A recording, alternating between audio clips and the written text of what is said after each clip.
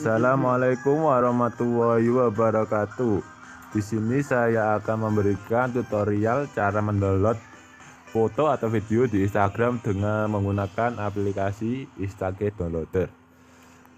Kalian bisa download di Google Play Store ya guys, atau di Dibuat. Kita cari saja instake downloader. Kita cari, download saja di sini. Kita keluar ya guys. Jika Anda langsung saja buka, kita coba buka saja. Ini dia aplikasinya. Jika kalian ingin mendownload, kalian keluar, hapus. Kita buka ke Instagram.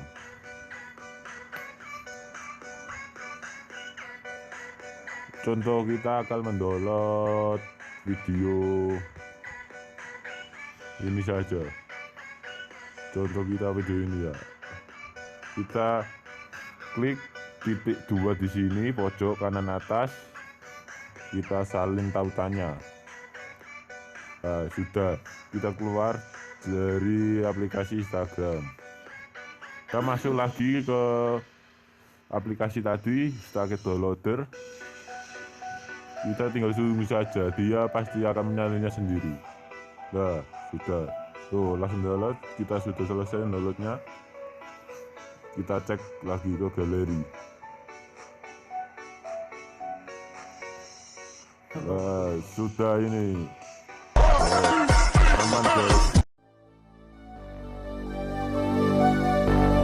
Fill me out with your smile.